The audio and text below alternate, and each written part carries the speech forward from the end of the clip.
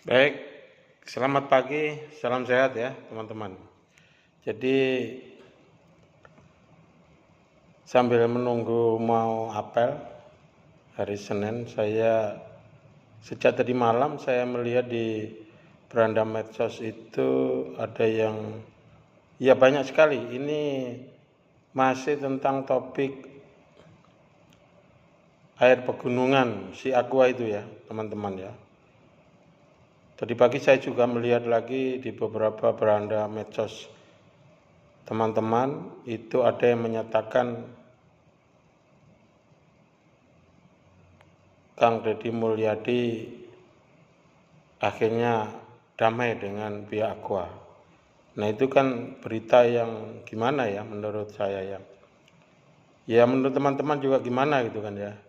Jadi begini teman-teman, persoalan Aqua itu menggunakan air permukaan, air pergunungan ataupun air sumur bor itu sebetulnya tidak menjadi masalah sebetulnya, tetapi transparansi pengelolaan penyediaan air minum itu yang harus transparan kepada publik. Jangan ada kebohongan, jangan ada yang disembunyikan.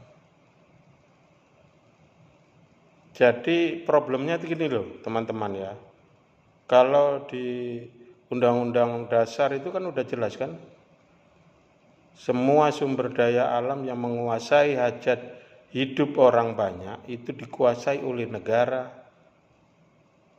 Kita kembalikan ke sana. Bukan persoalan dia itu air pergunungan atau sumur bor. Nah sekarang berapa besar manfaatnya Aqua untuk masyarakat, untuk kesejahteraan masyarakat di Indonesia, untuk air minum. Sedangkan kita masyarakat yang tinggal di desa-desa, di kampung-kampung, sulit untuk minum air. Harus membeli air kemasan. Sumur-sumur sudah hilang. Air-air sungai mulai kering. Danau empang juga kering. Nah itu dampak pengeboran, ini yang harus dipahami. Itu loh. Jadi kalau di sana ada aksi damai antara Kang Deddy Mulyadi dan Aqua, saya tidak membela yang mana, tetapi saya ingin mendudukkan persoalan itu di hadapan negara dan di hadapan hukum dan di hadapan ilmu geologi dan hidrologi soal itu, biar para pakar itu ngomong gitu loh. Jadi kalau berkaitan dengan air dan sumber daya alam ya harus digunakan sebesar-besarnya untuk kemakmuran rakyat, kan begitu. Nah sekarang pertanyaannya, Aqua itu untuk siapa? Kan begitu. Apakah betul menyediakan air minum untuk kesejahteraan masyarakat atau apa? Kalau tahu dari sumur bor untuk pemanfaatkan biar masyarakat sejahtera ya nggak masalah, kan begitu. Nah ini yang kita harus berpikir lebih bijak dan lebih jernih teman-teman. Tidak bela sana bela sini tidak, tetapi kita harus berpikir yang bijak.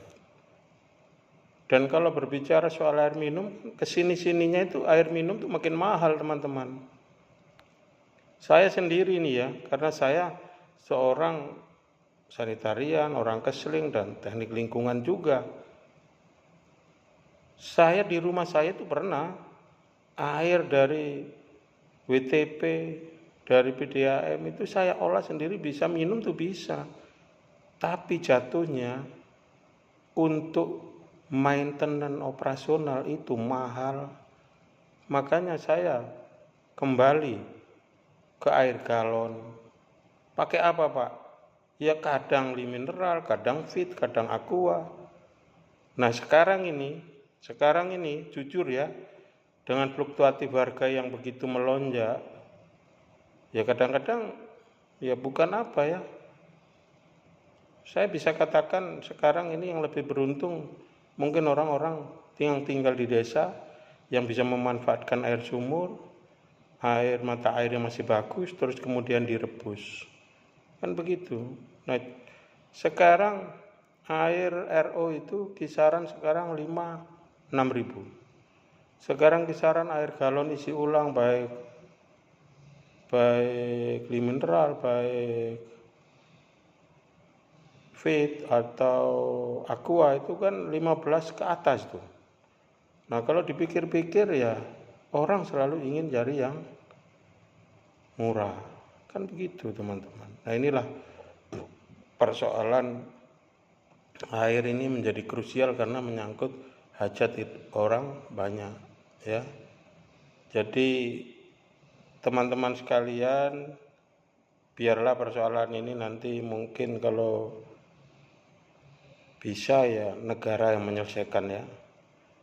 Jadi pro kontra antara aqua itu air pegunungan atau sumur. Yang penting itu intinya itu harus membawa dampak dan manfaat yang lebih sejahtera dan masyarakat bisa sehat di dalam mengkonsumsi air.